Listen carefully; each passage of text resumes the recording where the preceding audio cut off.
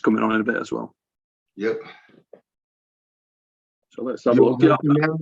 Yeah, I was laughing myself sick the other week because I was full of a cold. Still, I've got a cold, right? But as I started the show, I just was like massive, and it just started at the start of that. Oh man, laugh.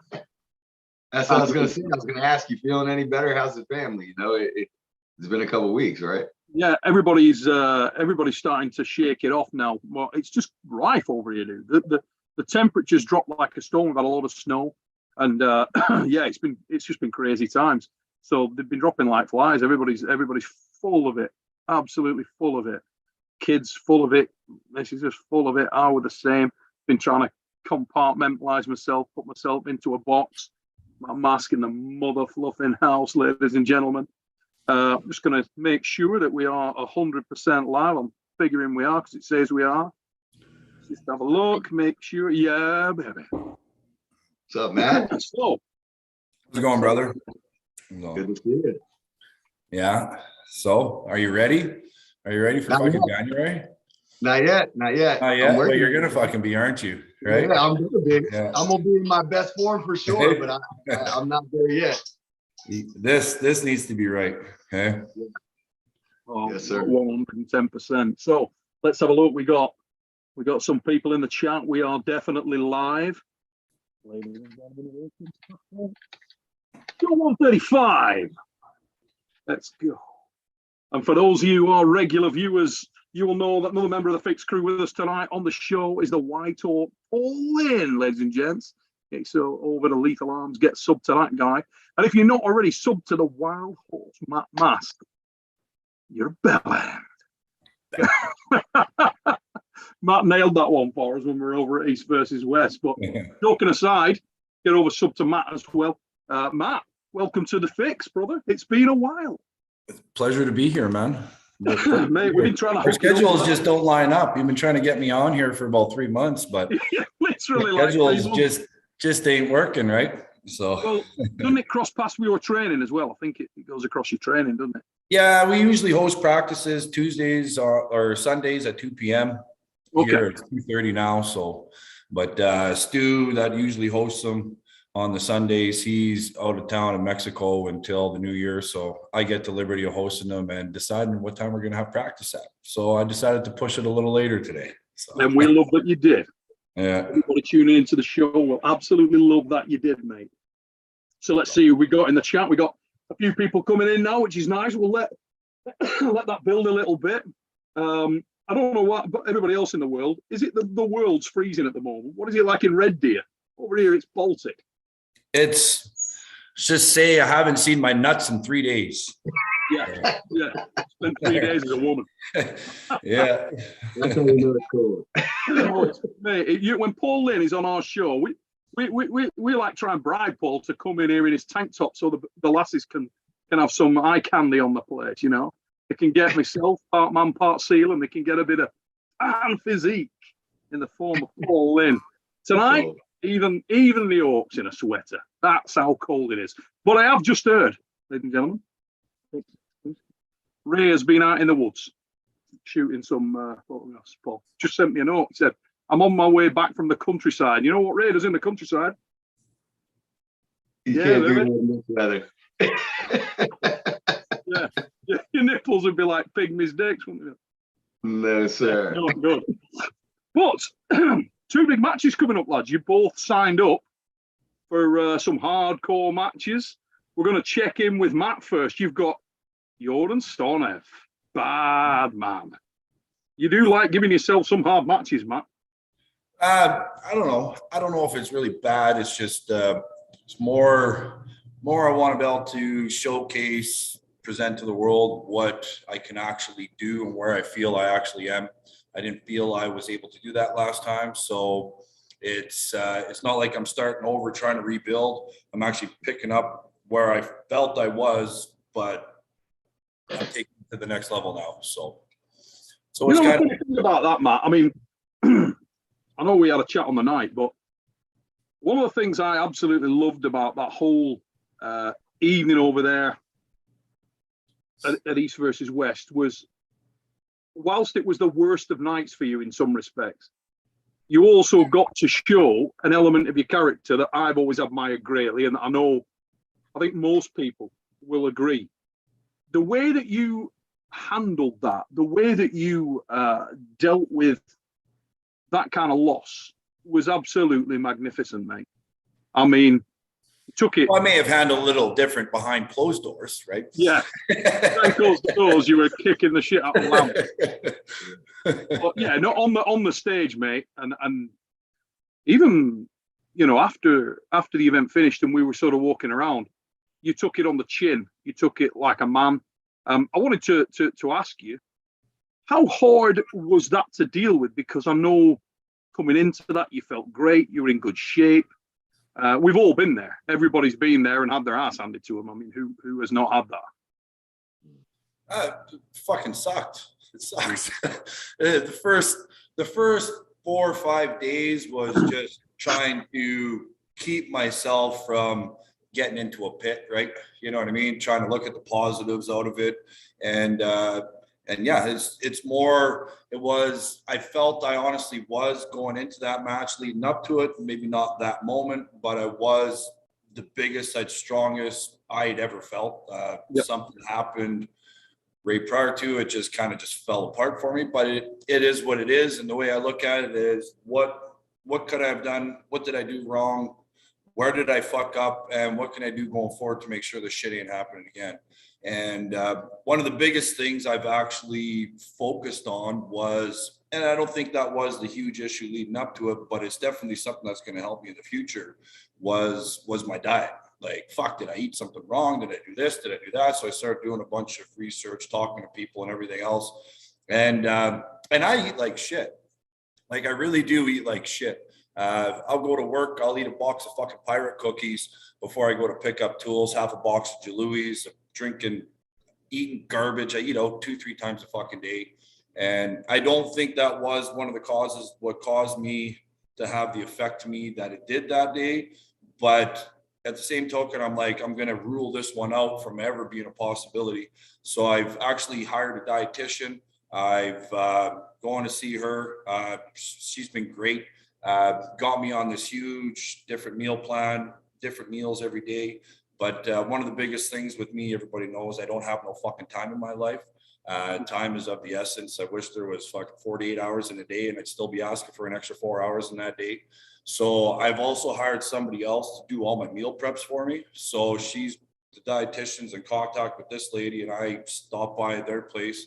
Really good place, Piece by Piece Nutrition out of Penhold, fairly close to here.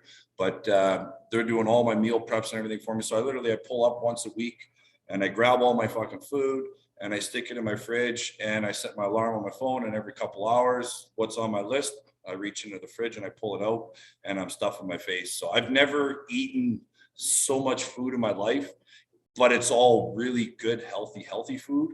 So like she's been explaining to me about macros and shit like that. I don't know. It's all kind of new, but apparently I've gotten all my macros on point now. So I'm hoping we can see where I can actually get to with an actual healthy, physical, lean, good diet. Cause I've literally have gotten to where I have off of fucking McDonald's and hoagies and, you know, fucking boxes of fucking pirate cookies and Louis, right?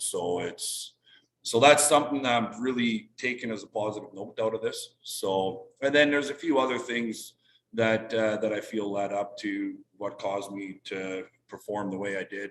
And I'm just, I realized, as much as it sucked to lose that with the amount of preparation, everything I did going into it, at the same token, it's been a huge humbling experience for me, realizing that every fucking thing has to be on point when you go to compete at these things. It's not your local fucking tournaments anymore. It's not just traveling down to the States, 3-4 hour flight. There's a lot more to it. These motherfuckers over there are taking this shit serious right to the next level. So it's like, I got all the resources, I got the money to do it, so I'm gonna fucking follow suit. And I gotta be 100% on point with everything from diet to sleep to rest to exercise to mental preparation, everything leading up to it, right? So I think it's going to be really good for me in the long run, not only just my performance wise, but even my health. I'm getting old now, right? Like I'm fucking see, I was going bald. I was fucking, you know what she's all about, Neil, right? I was going bald. I had to fix that, you know, like it's, you know, the mornings are a lot harder than they used to be.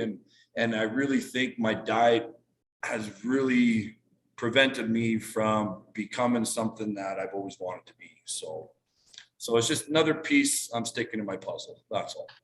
Well, isn't it, mate? Because, and Paul, you correct me if you disagree with this, but I think sometimes you're really fast hitters, the guys who are lighting their opponents up, almost you're walking up the wire, aren't you? Because if you time it wrong, I mean, everybody sees you smash a guy, they see you run through someone, and let's be honest, you just come off the back of some super impressive wins. You absolutely destroyed Krasimir Kostadinov, who I rate extraordinarily highly. He's an unbelievably good arm wrestler and an unbelievably strong man, multiple world champion, absolute, without question, bad mother fluffer. You ran him over. You go into the match with Sandris-The. If you mistime it, if you get something wrong, particularly a guy like Sandris, who's almost the same frame as yourself, so he's got that reach, he's got the capability to get hold of you in that bottom arc of the match. If you time it wrong, I don't think people realize when you've timed to top roll at that kind of pace and you get it wrong, you're in no position to hook.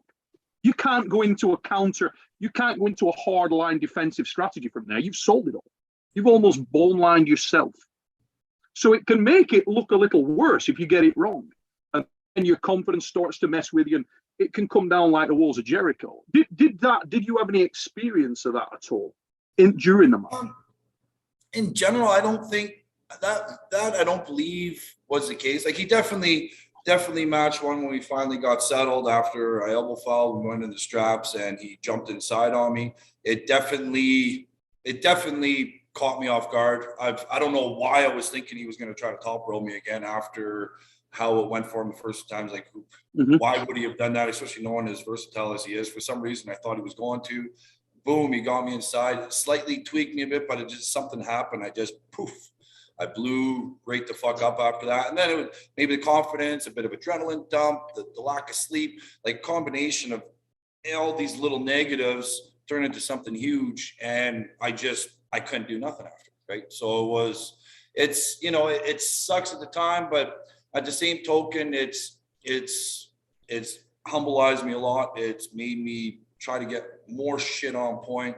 And at the same token, I'm looking very vulnerable to a lot of people. So, and a lot of people, because I am more known, are like, oh, this will be a fucking easy win for me. Look at Matt. It'll be an easy win for me. So I'm getting a lot more match opportunities, but I'm going to choose them properly where it's actually going to build my status back up to where I want to be. So anybody that thinks that, oh, fuck, Matt's done, he's over, it's lost. No, motherfuckers. It was a fine little fucking tweak, and I'm getting all that shit figured out. And this motherfucker's coming back, and I'm going to be back stronger, meaner, more pissed off. I feel like I got way more to prove than I ever had before. So yeah, I ain't fucking going anywhere. So, and if anything, I got more to prove to myself more than anybody, right? So, and where I feel I actually am. So I don't know if it was that, but it's definitely at that level. You make any fucking little mistake, you might as well fucking kiss it goodbye. You know what I mean? Like it's, unless you can regroup, it was just a slight technical mistake. If it was another mistake or something, you're done. It's over, right? Everything needs to be on point because there is no room for error at that level that we're all competing at right now, right? So, Paul, you obviously you're following in some ways a similar trajectory. You're now competing at a level, as Matt says, where you're in Jurassic Park. You're not pulling bumps. Every match you've got, if you look at your last 4 or 5 matches, all animals, every single one. You drop the ball this much.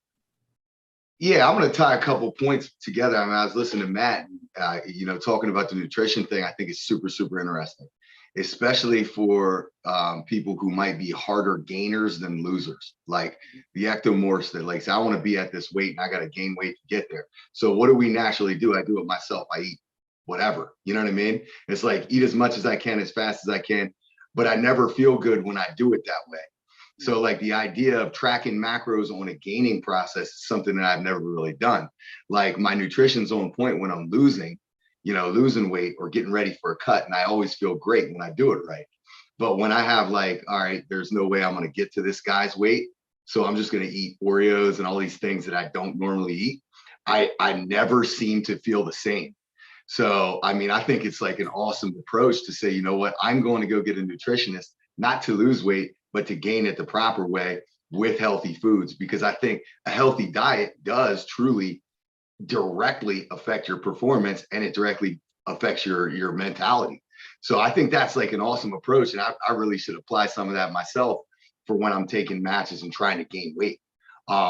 As far as the losses and that razor thin margin for error, yeah, you're 100% right. And you choose wrong and you go down in the count, and things get ahead of you and options dwindle. Things can definitely look bad. But I mean, at the end of the day, and I've been saying it, like listening to Matt, what he's saying coming off of that loss, he took it, he broke it down, looked for every single thing that he possibly could have done different. And now he's digging into, even some things that you wouldn't think about correct. All that stuff is only going to make you better. So it's all what you choose to do with it, right? So, I mean, I love the process, and I truly look at losses, kind of as a blessing, because it's tough, it sucks, and it makes you self-reflect and look at everything about yourself and what you did and didn't do. You just don't get that when you're having success. And the other point, like Matt's saying, I'm getting more matches now. I'm getting more offers. People are thinking I'm not as good or whatever the case may be. That's great. That's a huge blessing. The universe is giving you a blessing of being the underdog. That's the greatest thing ever. Everybody likes the Rocky story. Everybody wants to be Rocky. If you don't, you should want to, because it's an advantage depending on how you use it. For the people that won't have experienced that, particularly in a one-on-one sport, we watch team sports, and obviously it's hard.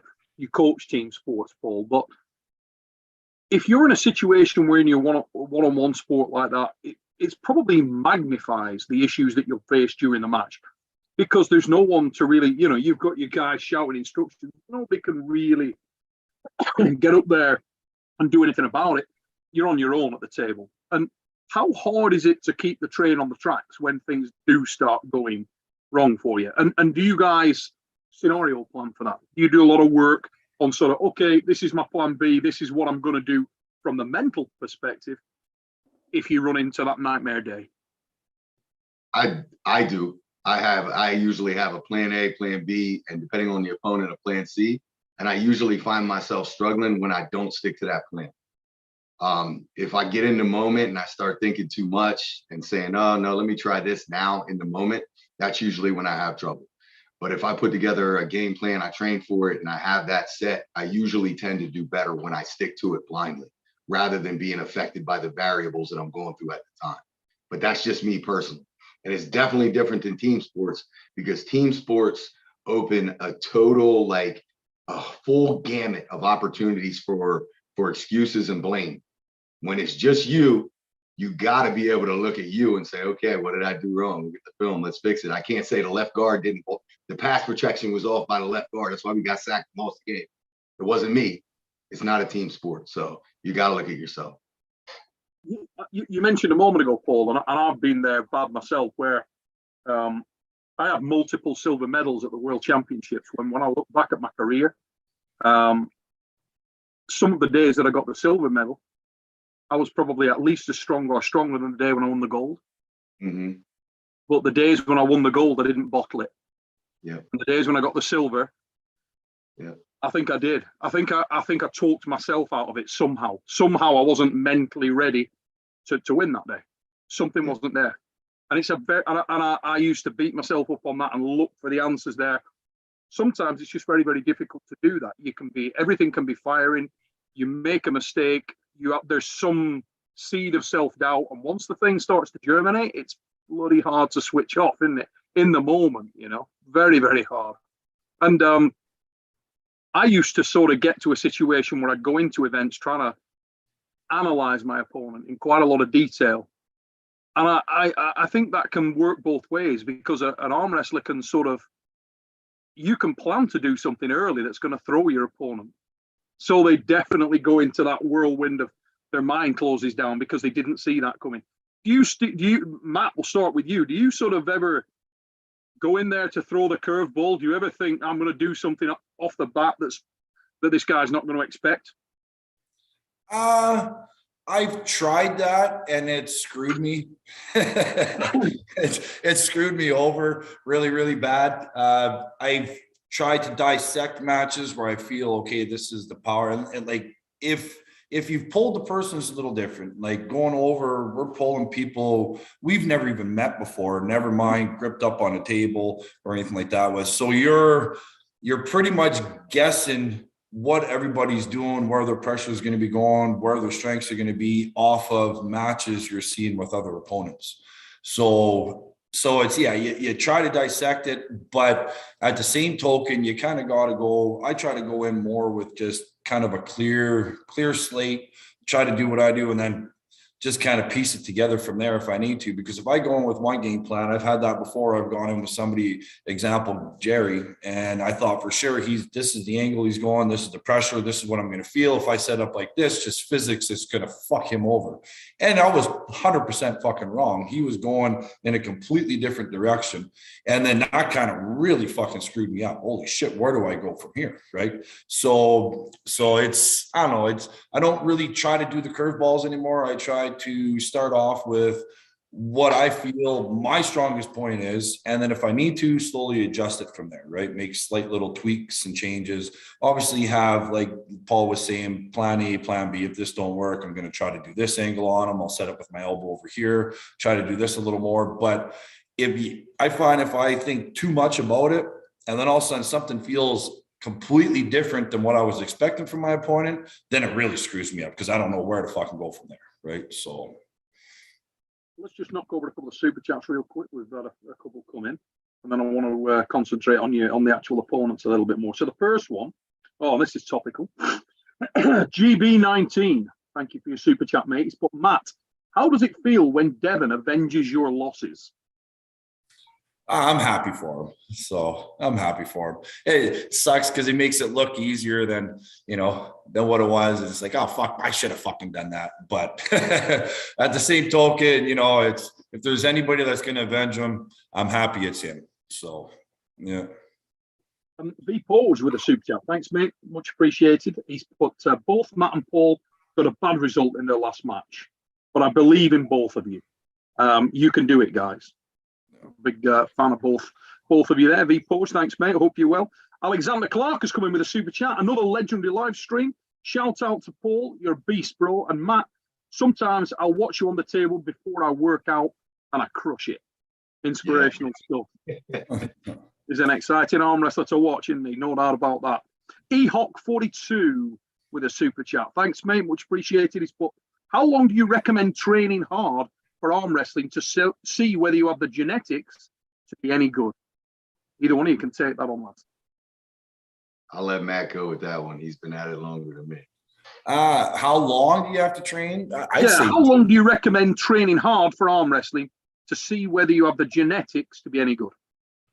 I say, I don't see, it was different when I started compared to where it is now. You got a lot of guys that are showing up to clubs and they're training for 6 months, 8 months before they even hit their first tournament.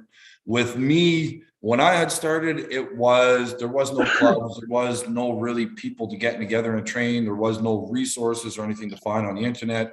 It was more, I wanted to see what I can do. I get in there and I see what I can do, right? Like there was none of all the resources and everything you have nowadays. Yeah.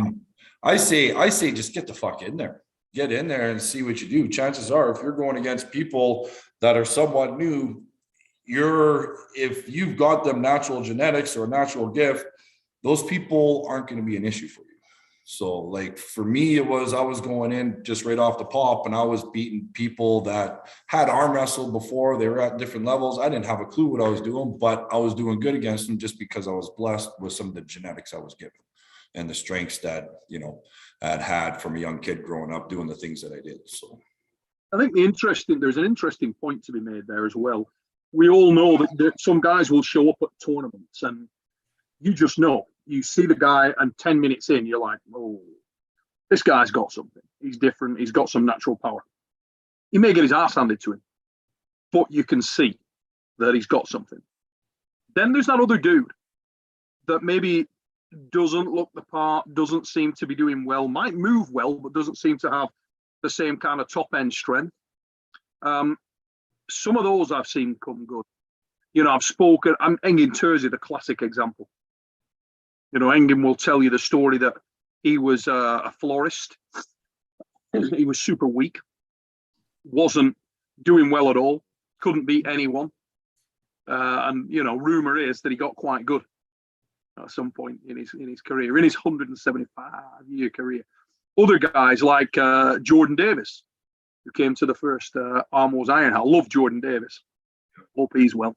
And Jordan was another guy that, you know, according to Jordan, wasn't too strong when he first kicked off, but got to a solid level, is at a solid level, pulls very well, not necessarily on raw top-end power, but more of your boxer than your puncher, you know. So I think the interesting thing is if you get into tournaments, guys, and you're not finding that you're getting the results, because of what Matt's just been referring to, so many people are coming into the sport now, having trained behind closed doors, having access to other arm wrestlers, technique. That's a thing, isn't it? You go to events now, and so many guys you've never seen this guy, and they've got like a pretty solid technique carved out in at least one shape. You know, they pull one area of the game pretty well.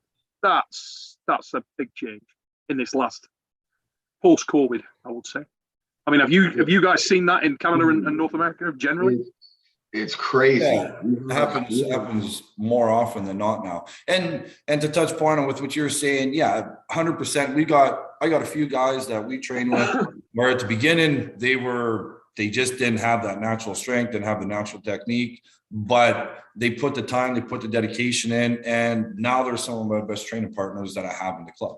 Right. And they could look at me and think, oh, this guy ain't got nothing. But just because he wanted it that bad and he wanted it enough and he did the work and he put more time into it, probably more time than somebody that naturally has it, is one of the better arm wrestlers in our club now. Right. So if it don't matter if you have the genetics, of course, it's going to be easier for you if you have the natural genetics, but it don't matter who you are. If you want it bad enough, you will find a way and you'll put in the work where you can be that motherfucker. It may take a little hard, it may take a little longer, it may be a little harder to do it, but if you do it, you can be there, right? So it's an interesting thing now. You're seeing these guys coming into the game. I think if anything, I would have to say it's probably harder for the guy who's just got natural strength. Yeah. To come in and start smacking people now. It's nuts, man. We just had our holiday practice. We had about 35, 40 guys there, and we got new dudes under a year, like in their like early 20s and younger, that come in and can do everything professionally with under a year of training. That like the information that is out there for people to gather before they even hit a practice is bringing them in at such a higher level. But what I've noticed is I see so many guys now that are training and practicing. And then they're saying, well, I'll hit my first tournament in a year or a second year. And because of that, they put that tournament on a pedestal and they don't do well and they get discouraged and want to quit. I see that way too much. I always try and tell these guys, like, go to the gym, come to practice, but then hit every tournament that you possibly can so that you can get the ready goes, because we can't replicate that in practice. I see it more and more often where there's guys that don't even want to compete until they feel like they've laid the base. I just don't feel like that's the greatest approach for a new guy. I mean, Ryan Bowen was messaging us today on the Fix chat group, and Ryan was talking about Jamie Barrett, who's 16 years old, I believe. Aussie kid, 16 years old, which is, as Sandris-The, who's just joined us, guys will know, that's only like 3 years older than Ray. And, you know, I know he looks a lot older than that, but yeah, only 3 years older than Ray. And he is already a pretty solid little puller. I mean, he's just had a great result this weekend. And there's others out there, you know, really, really young kids that have got into the game. Can you imagine that dude when he's 27? Yeah. That's great. Yeah. It's going to be an absolute freak. Sandris, are you in bed? Sleep, man. I'm the most relaxed guy in the world now. What are you doing? Is that a sofa? We Yes. don't get a lot of topless dudes on this show outside of Paul. So, I just want you to know, stiff competition that you've got. Stiff competition. Yeah, when you cut, hey, what you did there, Matt, you see. You come on this show with your tits out. Yeah. Well, they're we not better out yet. leave it. Better leave it, man. Yeah. You've not been with Ray, have you? You better not be rubbing his cock underneath that blanket, eh? Yeah. Okay. Ideally not. No, in a minute I'd piss myself if Ray popped up. They're just yeah, Ray's head comes up and Sandris just push him down. Yeah. Talk to him. I was just waiting for Coach Ray to come up from below there. Ray sent me a message, Sandris, saying that he's driving back from the countryside. He said, that's how he's been out doing a forest shoot, you see. That's what it must be. Yeah. Yeah, you had an event this weekend, didn't you, over there in Latvia? What? You've had an event this weekend, haven't you, in Latvia? Yeah, I had an event yesterday, so I'm naked today. How did it go? Did it go well for you? Oh yeah, it went like usual chef stuff, Yeah, just make a few meals, cook a bit of stuff up, Yeah. polish a few things, and get straight back in the mix. Yeah, had a great competition and had after pulling for 2 hours and then drove back home. So today I'm completely smashed. So I wanted to get some insight from you also, Sandris, on the next matchup for Matt is Jordan Sonner, who's a guy obviously very, very active in the European scene, solid arm wrestler, dangerous puller. How do you see that one going, mate, in terms of Matt and Jordan? I thought he's pulling Kalinichenko, no? That's in August, When is this match? February 18th. Oh, so soon. Month and a half. Sonev is going to be a good test for Matt. Sonev obviously going inside and Matt going outside, so it's going to be interesting to see can Matt stop his inside move, because it's not that easy to stop. And I have done some side table pulling with Sonev as well, and at that time it was pretty tough for me. So it will be interesting. Just got a little super chat in here for you, Sandris, from Alexander Clark. Thanks, Alexander. He's put Sandris as brave as when Irakli was wearing skinny jeans. I must admit, when Irakli went with that look, I thought to myself, well, if you want to go there, son, but not that I could pull it off. Losing the title, nothing skinny about me, mate. I'll be a bit worried about wearing skinny jeans. I don't know how that'd go. Number one, if they did they do skinny jeans for fat knackers? So it's like skinny but fat, I don't think so. I haven't seen one. No, quite a look. I might see if I can pick some up over Christmas. See if I can find any skinny jeans for the larger man. Skinny fat jeans. Yeah, and it only looks good on like tall, lean people. You could probably pull it off, Matt. No. No, I got too much junk. yeah, you look like you were smuggling children's party from Canada. Yeah, and me being nose to nipples to most people, right? They're right there. Okay? Yeah.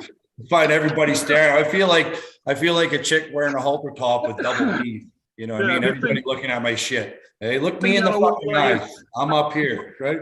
I think you had a one-legged Siamese twin down your kecks. You don't need that in your life, mate. Nobody does. But I'd like to see Ray in a pair of skinny jeans as well, because shorter lads, it's harder to pull them off, isn't it? You can't do it if you're under 5'10". It's a challenge, isn't it?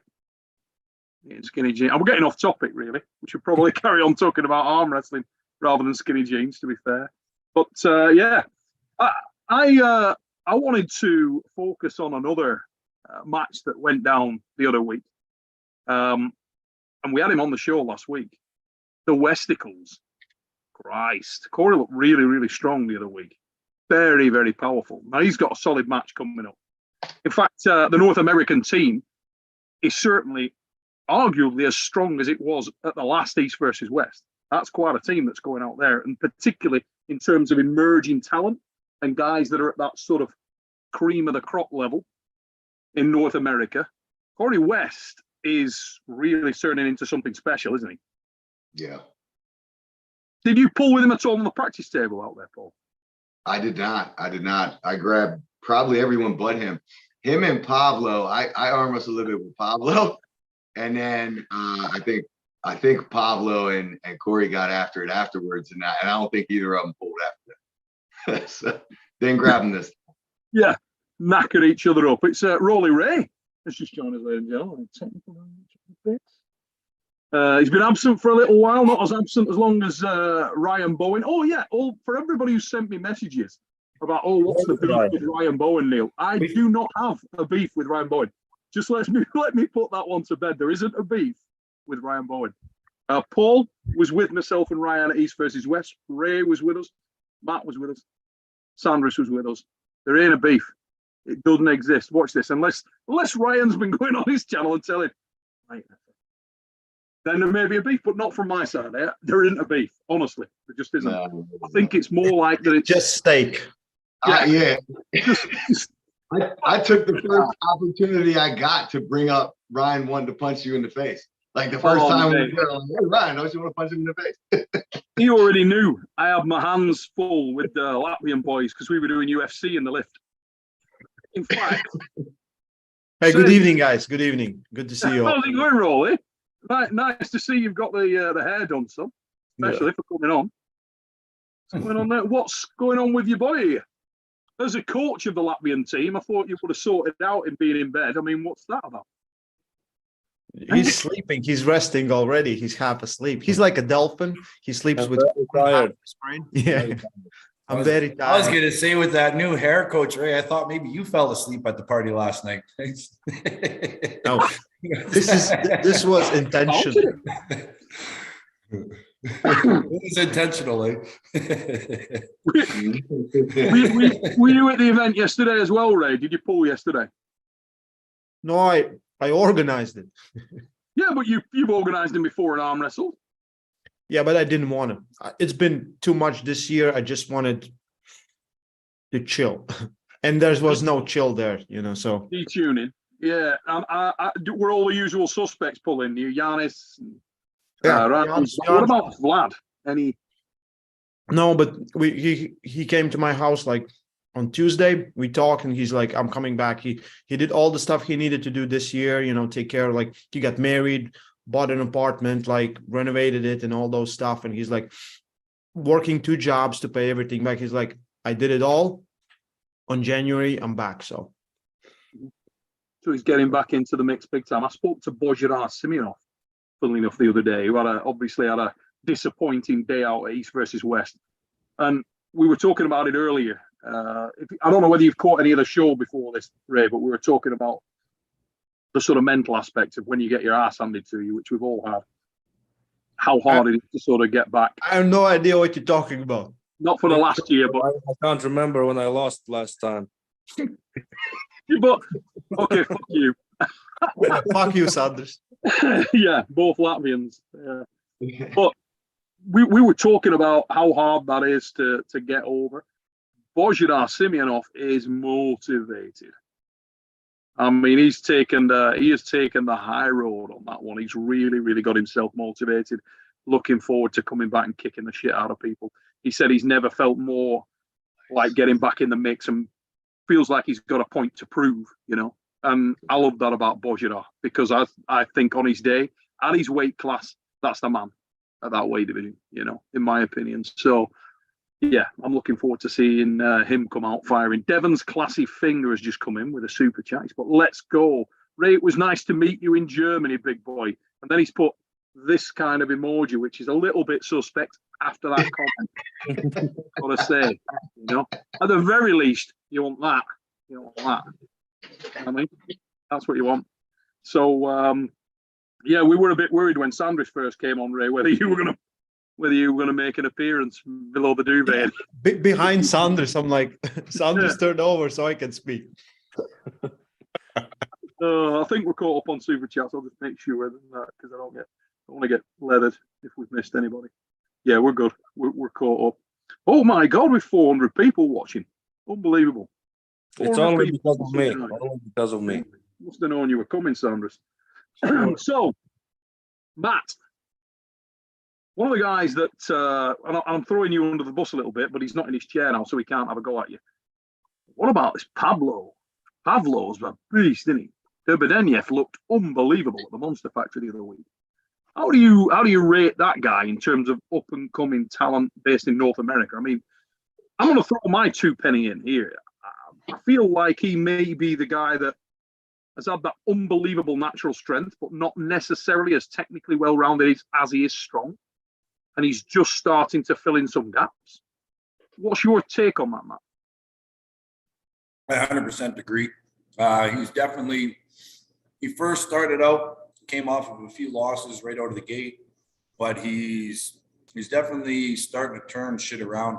Even in the after pull, that left arm, like pulling with Corey West, slow pulling, whatever, like it doesn't matter. Corey West is a fucking beast. If you're slow pulling with Corey West with a 440-pound man, what is he now? 420, 440, 460? I don't know. I can't even fucking keep up with him.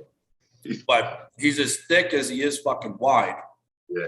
And if you can slow pull with a man that's, I believe, in that fucking kind of strength right now.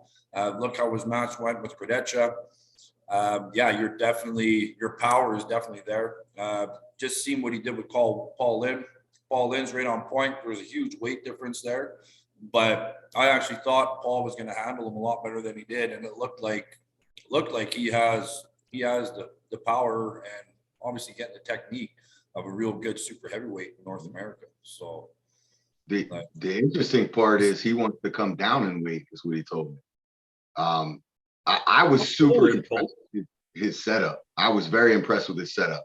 I was banking on being able to like get a favorable setup against him, but like his static side and back combination was really, really impressive. The funny part was he said, I asked him, I said, so what are you doing? Like who you practicing with? He said, oh, you're gonna make fun of me. I didn't practice since last Monster Factory.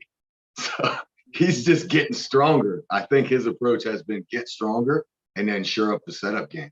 And anybody who can slow pull with Corey, like Matt's saying, regardless of what Corey gives you in the setup, if you can work Corey left arm in any way, shape, or form, I haven't seen it done in a while until then, for sure. Yeah. I mean, it'd be good if he got over to one of these versus West or Arm Wars gigs and got into the 3rd round with Rowley in a slow pull. Seriously, though. 16-0, aren't you, Rowley, this year? Hands up on this call, anybody who's 16-0. Oh, pretty impressive that, right? Pretty impressive, eh? I just want to see his hands up, period. It makes me uncomfortable with his hands under there. Smile on his face. I really don't know what he's doing under there. I'm here. So, Brad Cook, let's just come in with a super chat. After having some recent conversations with Pablo before Monster Factory 3, be prepared for 2023, Pablo. He's going to go on a tear. Mate, he looked ridiculous. I mean, shocked the living daylights out of me because I know how strong Paul is right now and how aggressive and diligent Paul is. So I think more impressive was the fact that he was able to maintain the dominance with Paul over the multiple rounds because you change things up pretty aggressively, as you usually do, Paul. I wanted to ask you, mate, how far away did he feel in terms of top end strength? Did he feel ridiculous, or did he feel? I mean, I explained it like on that, definitely on that day, he was the stronger human being.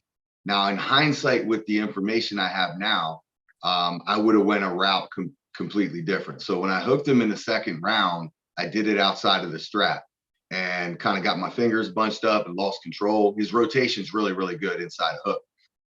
I would have needed to be in the strap, 3 rounds in a hook, and just prayed for deep water, because it's one of those deals where you can move him off center, but he's going to bring you back, and then you have to hold him. Let's drag him to deep water. The gap was definitely there. And like, if I had to like say, like guess Pablo's level or put him like amongst known quantities, I think it's right around that Marcio Barboza level, at a similar weight, you know, if they're both at similar weights, around that Todd Hutchings level. I think he's right there. And as Brad's saying, I think he has been kind of focused on that upward trajectory in arm wrestling too. So I think it's really interesting because as Matt said earlier, like, I mean, if he really ups that technical prowess, like we're all trying to do, he could be really, really interesting because the horsepower, the side pressure, the rotation, you know, the up pressure, back pressure, the hand, everything felt super, super solid. So if he's getting stronger and getting better, he could be really, really scary. How tall is he, Paul? He probably had 2 inches on me, so I'm gonna guess like, you know, 6'1", 6'2". Yeah, so he's pretty big lad. Big Just frame. like I was impressed. I watched him weigh in at 240, and he didn't look like he still looked huge. He carries that well. Jesus, he looks way Yeah. Yeah. When he was sat down at the, unless it was just an out angling thing and he was sat way closer to the camera, he looked just big. No, it's huge. Something like 21-inch biceps or something like that. Something crazy. And his chest is just like his width of his chest. If you turn him sideways, it's like the same. It's like the same. He's like a cylinder. And what weights he says he's going for? He told me he was thinking about coming down to the 220s, which I thought with his frame, I figure, you know, what is it? What's 105 is 231. I feel like he'd be a perfect fit at 231, but based on his strength potential, he might be okay at the next class too, in the 251. But I mean, hand size, I would think he would be perfect for like 231 with a nice 20-pound cut. He got a very thick hand. It's thick. His thumb pad's thick, but like he didn't have like, you know, like John has those big wide fingers and everything super massive. It wasn't really like that. It didn't feel that way. But he definitely has a huge thumb pad. He's definitely got big, meaty, strong hands. And his finger pressure, like when you feel that like finger pressure into your hand or into your ridge line, super solid, especially on the setup. I know he's had his hand compromised before. We've seen that in the past, but what I felt, that ridge line pressure was really impressive. Jesus Christ. Now, Ray, we've just had a super chat in that's very pertinent for yourself, son, with your new haircut and you just returning from the countryside look. Coach Doug Ehrlich, or Ehrlich, whatever you want to call him, he's in the chat and he's put, Ray doesn't remember the last time he lost, but I know the next. Just the name on a list. Just a name on a very long list. On a 16-0 list. 17-0. What do you think about this, Ray, though? Because, I mean, Matt and Paul, has Doug been active anywhere in North America recently? I mean, we know he's a rock-strong lad when he's on. But was the last outing from him the WAL? Yeah, he's training. I don't think he's had a tournament. I talk to Doug pretty regularly. He's been training. He has a team. He's got a little camp down there. It's similar to a lot of these guys, like Sam Harris. Everybody's like, "Where's Sam Harris?" But Sam Harris is still training. He just, in his mind, hasn't had a reason to come out and compete really at anything big. So I think Doug's in a similar boat. But I've talked to him regularly, and you know, he's making trips. I think he traveled and trained with Ron Back and Justin Bishop today. So he's back on the wagon for sure.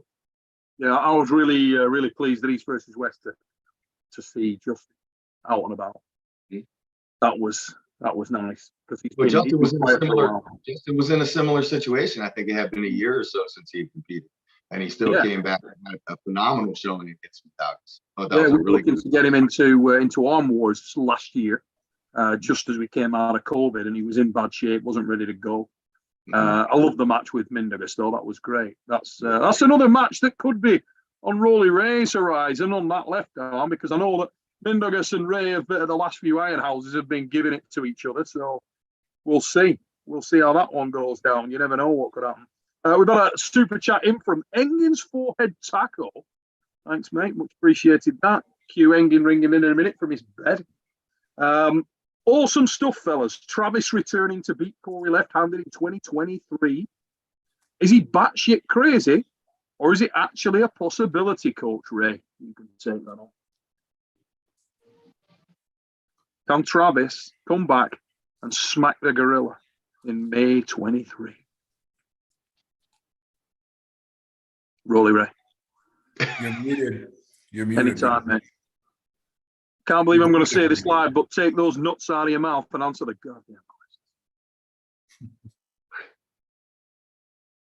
You're on mute, you clean ass. I don't think he realizes he's muted. God damn, I said that's what your mom said. God damn. Yeah. Yeah, you're a wanker. We have seen motivated Travis. I would love to see that Travis again, but I'll believe it when I see it. I'll be honest. I'll believe it when I see it. The talk is cheap, and it's a huge difference between pulling Brandon LSSR to pulling, So let's see what happens. Let's see where the motivation is, and can he show up? Can he actually show up? I mean, I don't know how he breathes with the amount of sport his sons are doing. I mean, Travis's boys are killing it. Yeah. Absolutely killing it. Yeah. Tyson, I believe, just broke the record for, is it all time? What was the record he broke? All time passes. All-time touchdown passes at any level in the NCAA. I mean, And I think he had to pass a Division III guy. Everybody thinks about the D1 dudes, but a lot of these D3, D2 guys hold these records. I think he's shy of total yards. I don't think that's one he can get, but I think he broke a couple. But the passing touchdowns is the big one. I mean, that's fun. And couldn't happen to a nicer lad. I mean, he's such a lovely dude as well.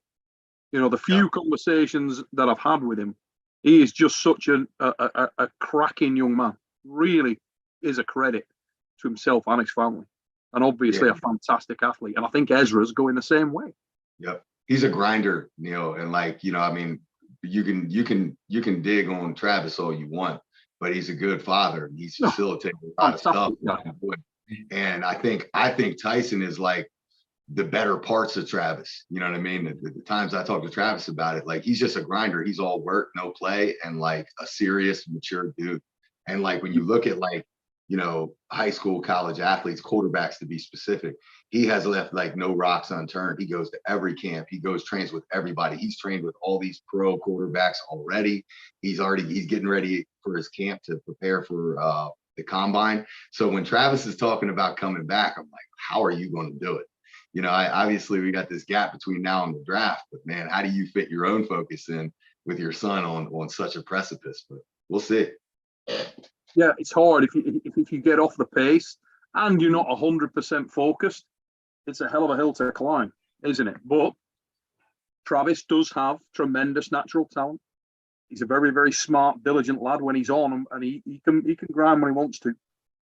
So very interesting to see where he can go. And like Ray says, whether he's really committed. Have you ever pulled Travis, Matt? Me? No, never pulled him. Never pulled him. Never, like, we've hung out many places together. There's been after pulling going on. He's never even gripped up with my hand a couple times. Oh, let's pull. And he's like, but I've never actually gripped up in any way with him whatsoever. So that's a surprise. That'll be an interesting matchup. Yeah.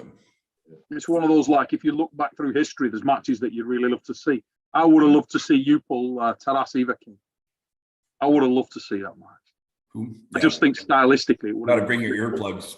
Mate, I would have loved that match. It would have been awesome. I'd love to see Taras get back involved and at some point, get back into the mix. But anyway, Rolly Ray, son. Go Girlies. How much of a threat is this lad? I don't know. I'm taking seriously. This is why I didn't pull the tournament. I'm gonna show up, and I'm gonna give him Ryan Bowen treatment. So that's what you should expect. For it? The cap is 85 kilos. I think he sent me a message. I saw it, but I haven't responded yet. I think he's like 83. I'm I was at 80.8, and then I'm trying to, because I'm getting too small. I was like, at least I need to be at 83. So right now I'm 83.2, something like that. But that's me with a lot of sushi in me. So yeah, I feel good. I feel extremely good. I feel extremely strong. I'm happy that I have some time to prepare and, work on some stuff.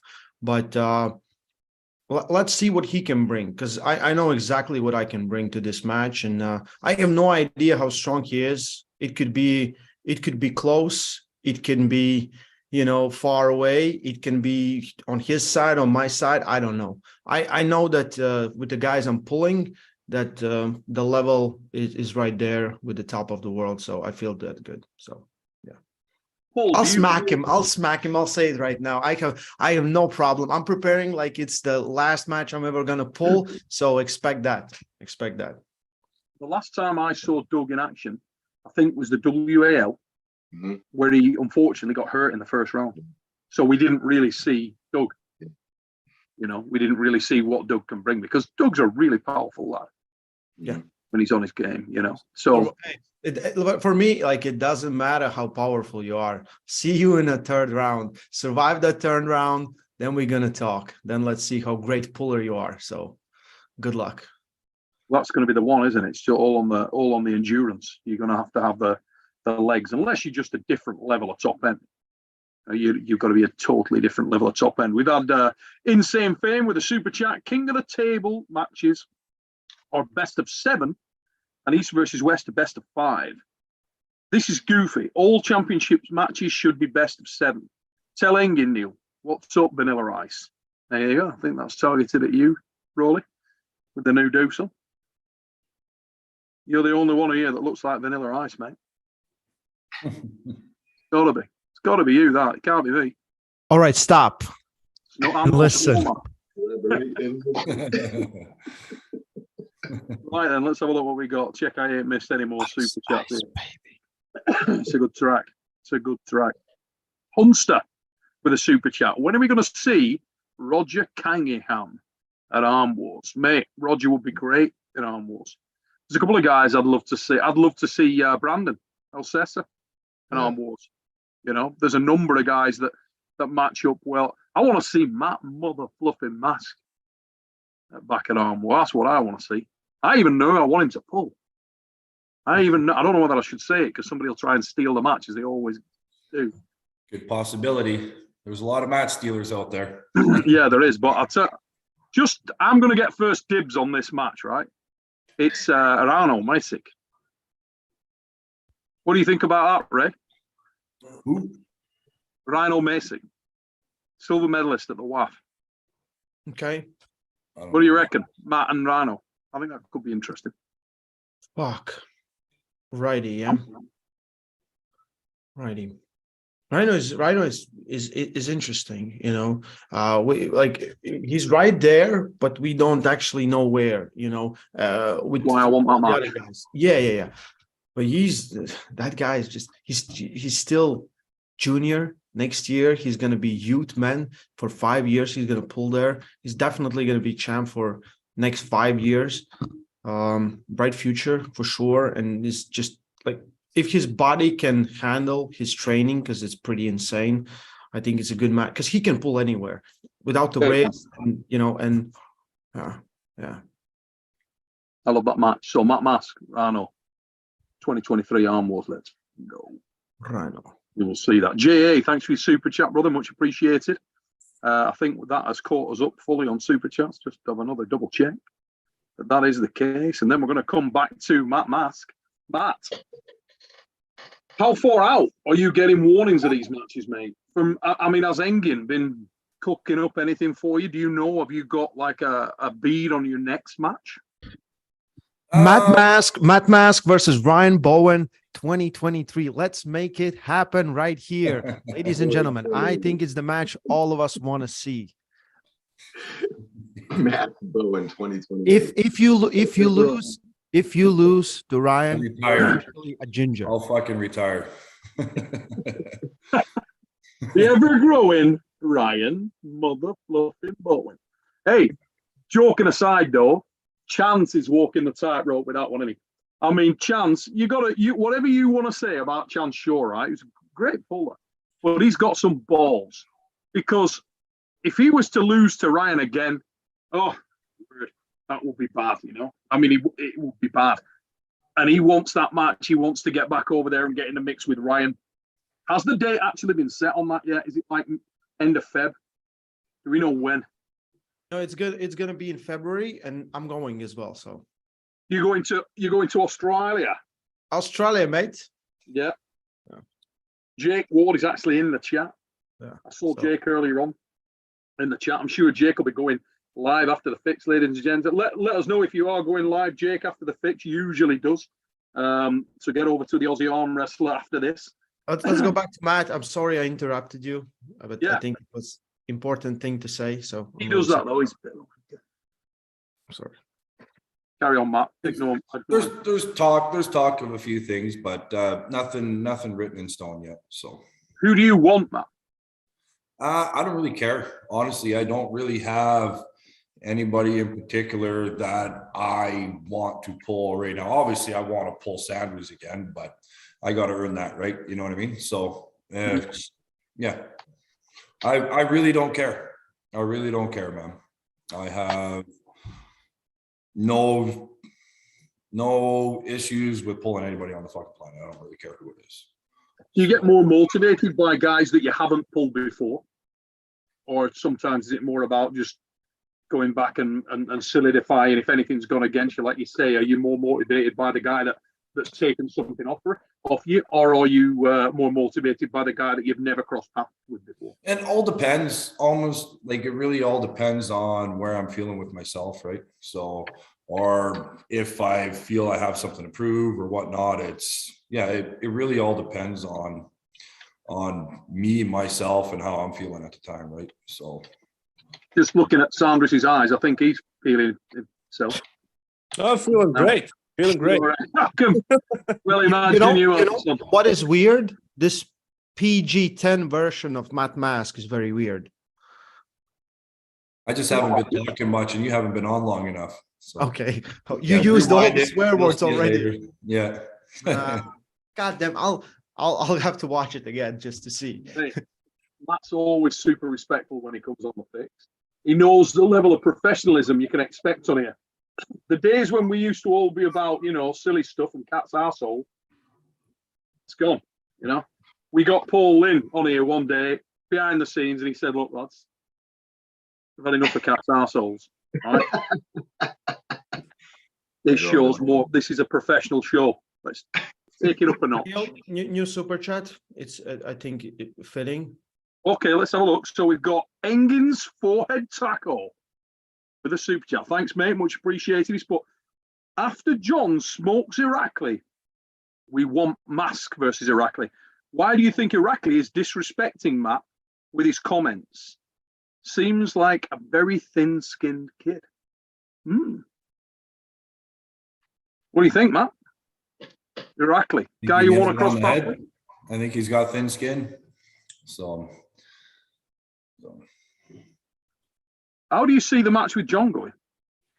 I'm not really sure. John seems like he's really starting to come into his own again. He's even talking like he's feeling more motivated. He's feeling stronger than he has. So it's hard to freaking say. So obviously I picked John as the favorite. So just because he's John, you can't ever bet against John. So, and yeah, if he continues to progress and continues to improve the way he is and getting closer to where he was back in the day, then yeah, I see John steamrolling everybody pretty soon here. So he's looking really good, particularly if the old stem cells do his shoulder. And that's the thing, them stem cells, they're a 50-50, right? If they take, it's wow, what the fuck happened to that man? And then other times it just doesn't do anything for you, right? So it's all on how his body reacts to them. If they take, then we're all fucking in trouble. If they don't take, then some of us still might have a chance, right? How do you see that going, Sandris? John Brzenk, Irakli. I'm also not betting against John anytime soon, because he's the GOAT, and Irakli has been kind of immature, in my opinion, and I don't know, just too much drama without any kind of a actual result. So I think John has the edge and is the favorite at the moment, but we'll see how it goes. I think John definitely will probably will take the hand. So we'll see. Yeah, and that's the thing, isn't it? I mean, if John wins that match up top, Because Irakli really has that like one lane. Yeah, he can pull in a hook, but he's not that like in competition. He never goes there. So John, on the other hand, can do pretty much everything. If outside he feels he can't handle him, he can switch to inside, and But Irakli is fast, so really quick. Yeah, gotta stay cautious. From this on the speed. So, but I think John can put brakes on him pretty convincingly. Paul, do you think Irakli is anywhere near the same level of difficulty as Kurdigali for John? Stylistically? It's hard to say because Irakli's so young and making the progress he's making, but my gut would say probably not. And I'm with Sandris. I feel like where John's at right now, he's hitting that stride on his comeback where he's comfortable over there on his pronator.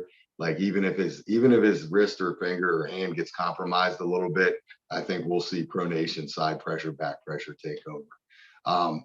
I hope the match is interesting. I think it can be, but I have John heavily favored. Yeah, you think of a counter. Yeah.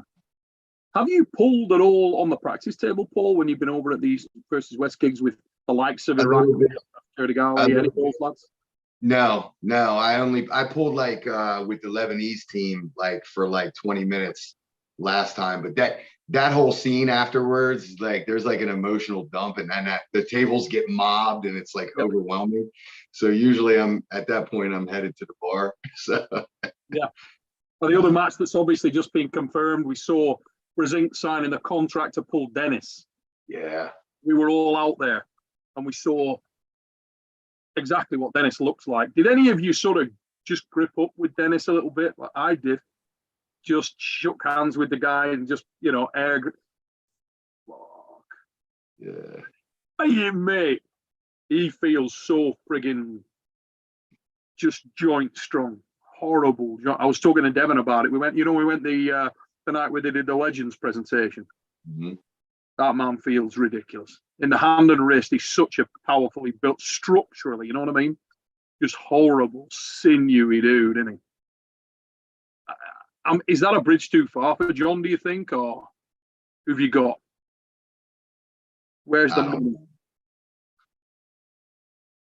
I don't know.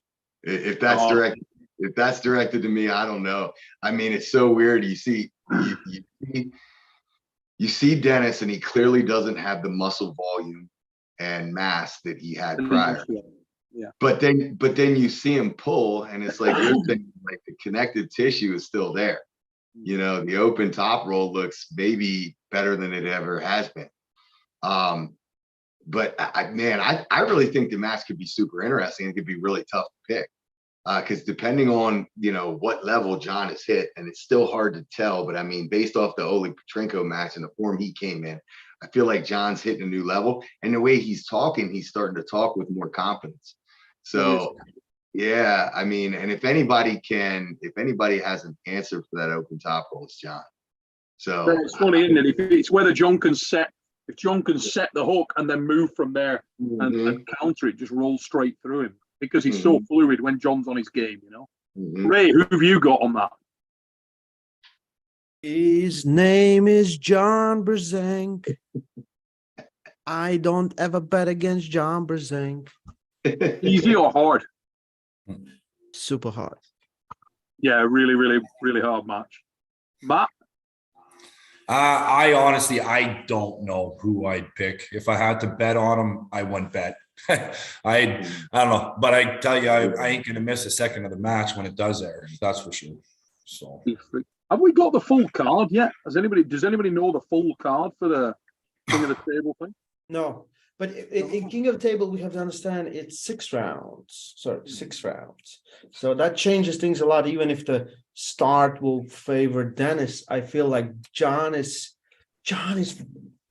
fucking amazing. You know, he does some stuff on table where like it doesn't make any sense, and I believe he's getting better and better since coming back. You know, just without a doubt, improvement. he's definitely been progressing since his first comeback. So. Yeah. without a doubt. And as Sam said, he's got so many We all options. know how strong Petrenko. Like he destroyed his competition. He came in 10 kilos heavier than in his Lottie. You know, he was well rested for a year, no injuries, nothing. And John just broke him. Yeah, he's improving, and it, like you say, the big thing is his confidence is coming back. Sandris was saying a moment ago, he's got so many options. He can do so many things, and if he starts doing that with confidence, if the stem cells has made a remarkable difference to his confidence because of the shoulder. I mean, how long's he been complaining about that shoulder? It's been a hell of a, must be what, the last, no joke, what, 8 years, 10 years, long time that's plagued him. Yeah. Long time.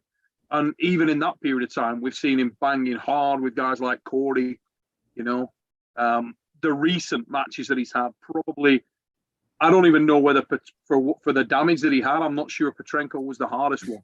I think probably Ongobayev would have been even more testing stylistically for him. I know that obviously he was ill when he lost that match, and I'm sure he wants it back.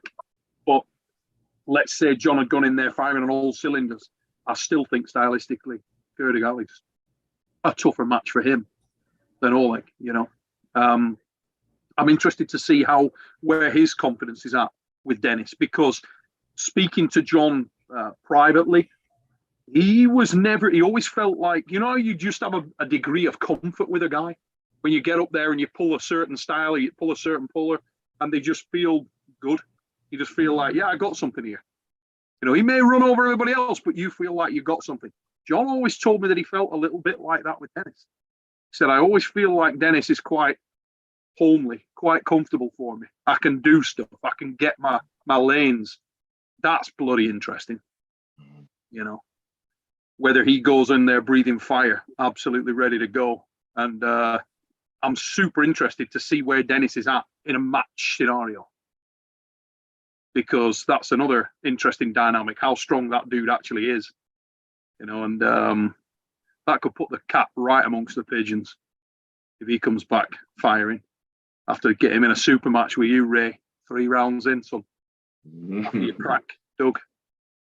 We got to get you and Doug on here at some point. I mean, look, you've got Matt and Sandris. They're like super respectful. Nobody gives anybody any shit. They're all really nice, respectful lads.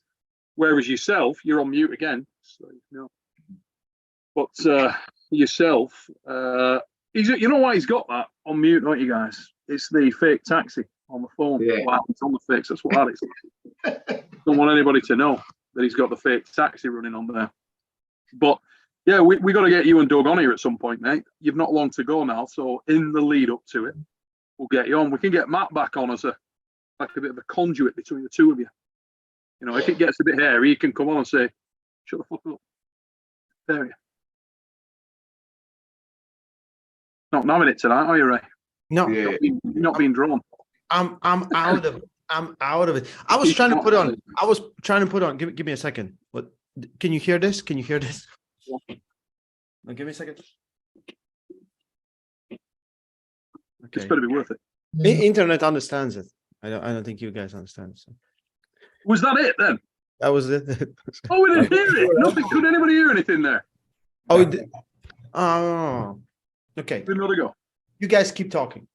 Okay, try and sort something out. You're the technical guy. Remember that. Yeah. Just remember that. And we're only on for about another 5-10 minutes, and then we're going to jump. I can't wait. I can't My wait to phone see how dying my right now. suggested video is going to look after the search I'm doing now. Oh shit. Okay, that's weird. I think Paul's scared. He's going to jump. I think. Yeah, nah, my phone's dying. I got 1%. I'm gonna say bye before it does it. Paul, Good to see you, mate. Take it easy. If I don't speak to you before, have a cracking Christmas, Paul. All the best to you and the family, Merry mate. Christmas, guys. Have a great holiday. Biggity bomb. Everybody. Here we go.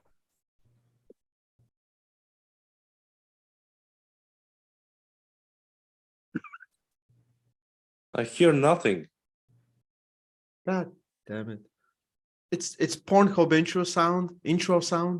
Oh, I didn't know Pornhub had an intro sound, mate, but I skip that part usually. mate, that was some comedy gold, which was lost on here.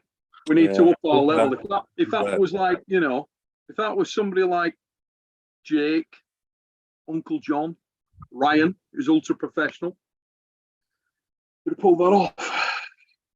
Not here. Can we do that? Can we, bollocks? Let's have a look. Doug Ehrlich back in again. Ray already shaved the sides down. Now I just need to take the top off. I mean, he is just a YouTuber, right? Right. No comments. No comments. I'll make a video. No comment. I will do a video apology. What, after you smack him? No, just for no reason as a YouTuber. YouTubers do it, you know. It gets views.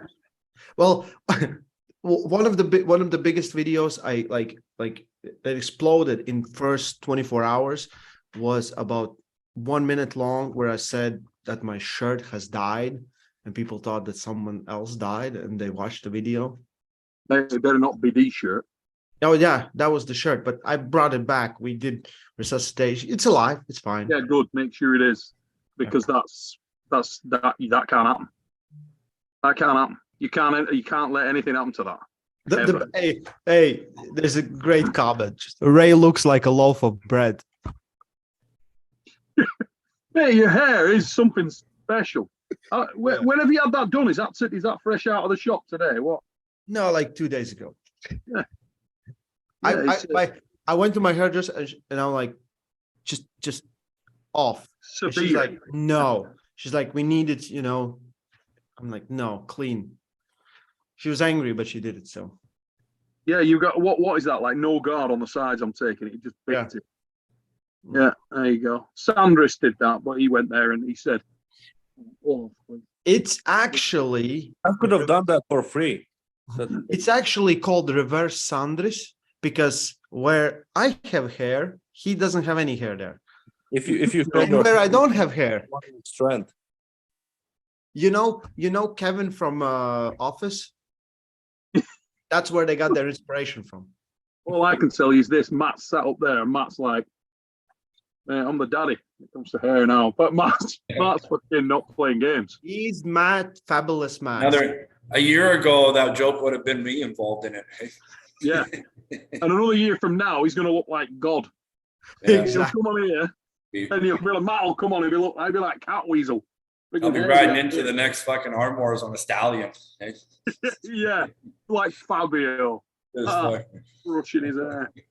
Were you going to, you ever fancy that, Sandris, going over and getting while you're over at East versus West, busting people up, you could just nip out, get the old implant done, come back. You two could look like a loaf of bread. No, I'm good. You're not going for it, you know? It's easier this way. You don't have to wash it. You don't have to cut it. Yeah, without a shadow of a doubt, mate. Without a shadow of a doubt, it's an easy life. I just love the comments. Comments is like, Ray looks like he has a small animal on his head. It's quite an aggressive look, mate. When you came on, I was like, what's he going for? Is this Peaky Blinders? It's got that kind of, it's a very severe do, that.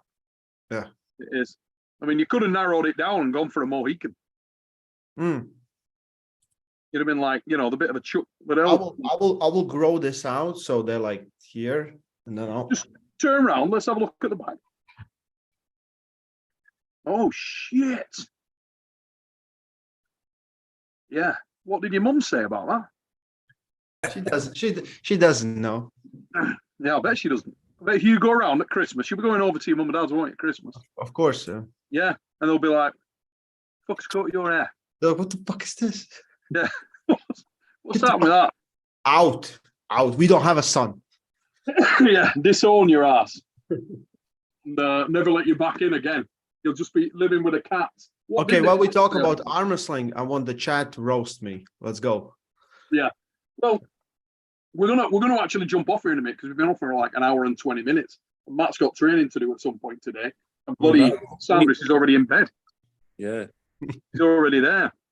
Listen, one thing I did want to say, we got some stuff coming up. Arm Wars from tomorrow, guys. We got the 12 rounds of Christmas countdown. We're taking it festive. That'll be going out. Keep your eyes out for that. Looking at the Christmas period, we want to get together and in the presence of greatness show on there. Just talk about the year that's gone. I want everybody in the chat to think about best matches.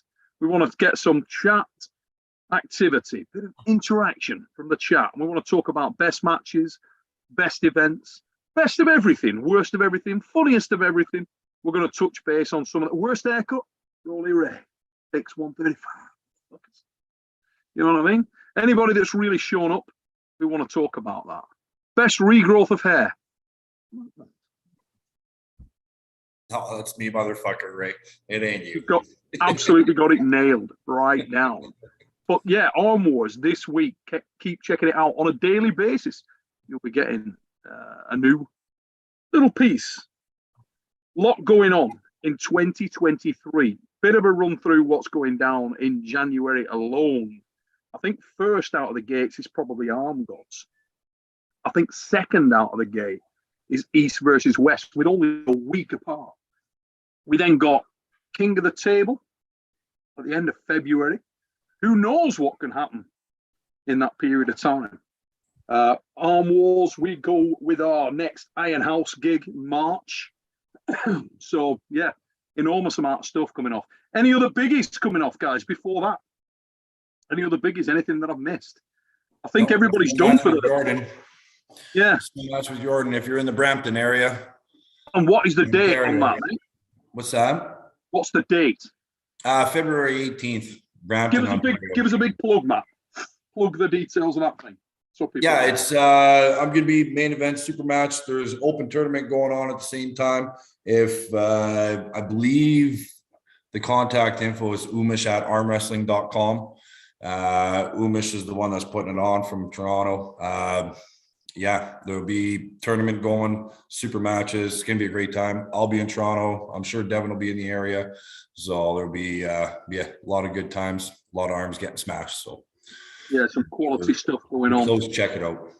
So early in 2023. I'm sure the activity will keep at pace over the Christmas period. We won't be on the fix next Sunday, obviously, because it's Christmas Day, Mother Fluffers. But we will put something in just after that, maybe on the Tuesday or Wednesday that week. We'll do something a little bit special. Aussie Arm Wrestler just come in with a super chat. Thanks, mate. But Merry Christmas, you dead set legends. Thanks for a fun year of the fix and the support of the Aussie Arm Wrestler. Wishing you guys and the chat the best Christmas and buckle in for Ripper 23. Ready? Cheers, Jake. I'm sure Jake will be going live probably straight off the back of this. We'll jump off here in a minute, so head over to Aussie's channel very shortly, guys. Just before we do jump off, I want to ask you all if you can give us a like, give us a share. Please sub up, guys. If you're not already subscribed to the channel, I want to try and get to 18,000 by the end of the year. That's the target on here on Supernatural Strength. And also, if you could nip over to Arm Wars and sub there, please, that'd be awesome too. If you're not already subbed to the Wild Horse Matt Mass, please get over there and show this guy some love. Sandris, Panzer Shedis in the mother fluffing house, the kind of guy who'll come on and literally from his bed stay on the fix throughout the period of time that he's been on, and he never once did anything dodgy all that time. Big things coming for Matt in 23, big things coming for Sandris in 23, big things coming for Rolly Ray and the Cats in 2023. If we don't speak to you before, guys, all of you, we wish you all and your families a very Merry Christmas, Happy New Year. We hope you're all happy, healthy, and stay strong. Be stoic, mother fluffers, until we see you next time. Biggity, biggity, bong! Come on, Ray, fire up that bitch. Biggity, bang, bang, boom, boom, boom.